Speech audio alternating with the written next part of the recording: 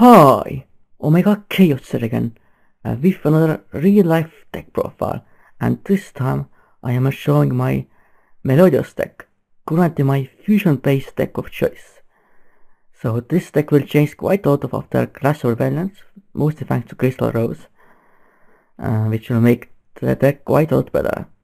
But for now I run this version of the deck. Also, of course, again, sorry about the shaky camera. So let's go this deck. So first the monsters. One Mozarta, the Melodious Master. It's pretty good, allows you to spell one light free from hand. So yeah, it's also fusion material for Bloom Diva.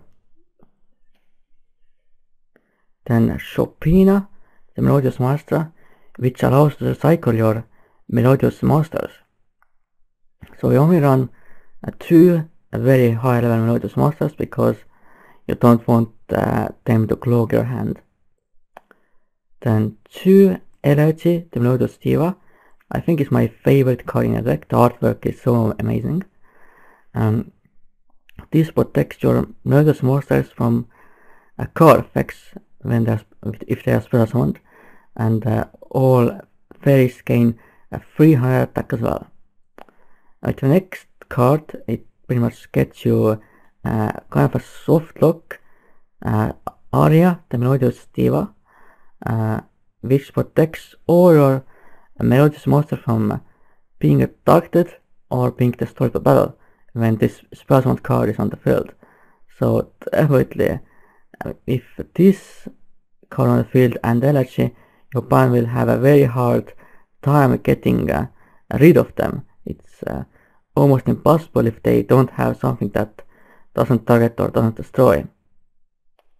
So yeah, it's definitely really powerful lock. Then triple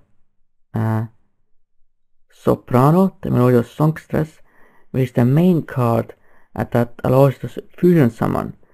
So you use a Melodious monster on the field, including this card, and then you can fusion summon into your Melodious fusion monster. So it's definitely pretty good.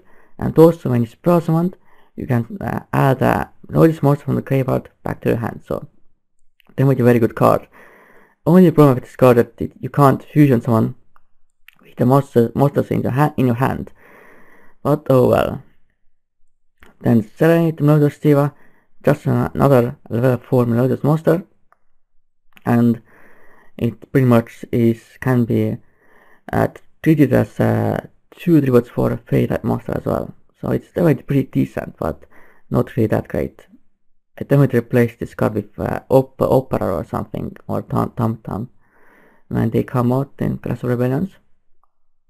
Then Khaos, the Melodious Diva, also pretty good, can spell summon itself when you control a Melodious monster. Its second effect is not really relevant at all.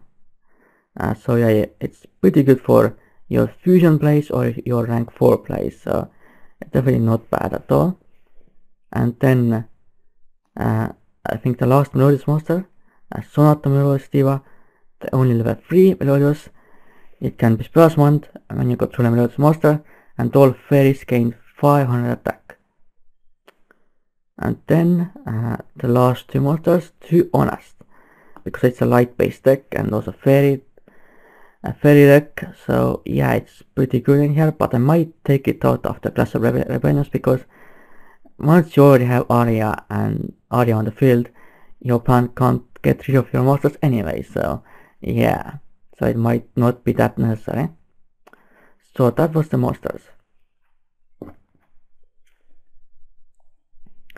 Now let's see the spell cards. First, of course, Polymerization, to another way to fusion someone aside from Soprano. And with Tam in Clash of Rebellions, this card will become a searchable in this deck and can be recycled from the graveyard as well.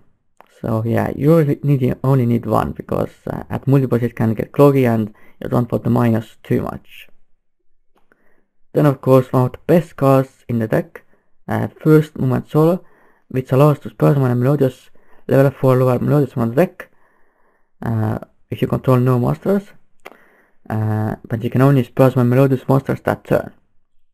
So definitely very powerful card. Can get Aria inserted from the deck to establish that look. So yeah, definitely very good.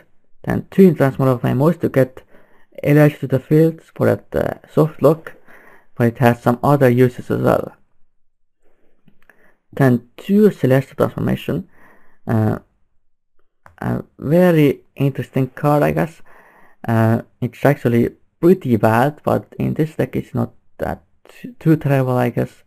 It's mostly to get Elias here, to special summon Elias from my hand if I have it in my hand. So, or you can do some other plays with this card, like summon more sword from the hand, and then summon Soprano to fusion summon or something. But I'm probably going to take this card out after Class of Rebellions because yeah, it's not really that great because it's definitely a minus. Then fire the last spell, Dark Owl, of course, and if I Elias on the field, this won't affect you. But it's of course most replacement for Raigeki because I don't have it. So that was the spells. Now let's see the traps.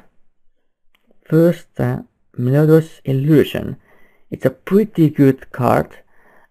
Pretty much you can target one Melodious monster, and that turn it can attack twice, and it's unaffected by spells or traps. So it's pretty powerful card. The only problem with this card is that you have Aria on the field, you cannot use this card, which makes this card not really that great in this deck, because you mostly summon Aria very early, and it's kind of ironic how Aria is in the artwork, and you actually can't even use it when Aria is on the field. So yeah. Then you need a lot of revival in this deck, of course. 3 Call-Out Haunted and 3 Oasis of Dragon Souls. So you can revive your LHC or Aria and establish that soft lock again, or summon something else to make some fusion plays or anything like that. Then other taps are pretty much staples: Solar Morning, Compulsive Eruption Device, Bottomless Tap Hole, and 2 Fence Chain. So that was the whole main deck. So now let's see the extra deck. It's not even actually a full extra deck. I'm just going to show the cards that are specific to this deck, but I can of course add more generic rank 4s to this deck. So of course first, Bloom Diva, the Melodious Choir, the most powerful fusion monster in this deck, of course.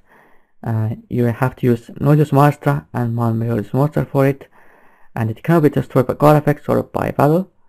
And if it passes opponent's special monster, that monster is destroyed, and your opponent gets damage equal the difference between this card's attack and your opponent's monster's attack. So yeah, so it's definitely a pretty powerful card.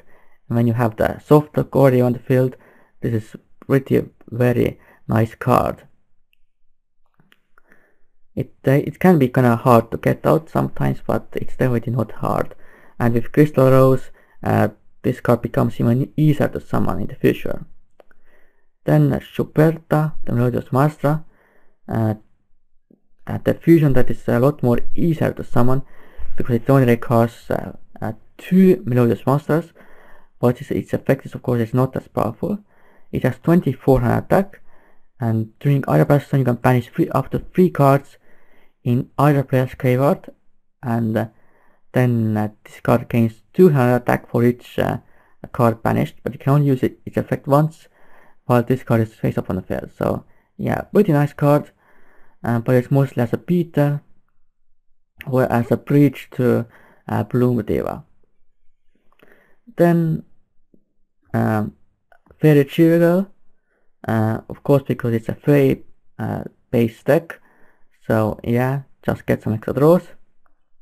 Consider Omega, of course, because it's a light deck, and storage Paladin. So of course you can add more rank, generic rank 4 in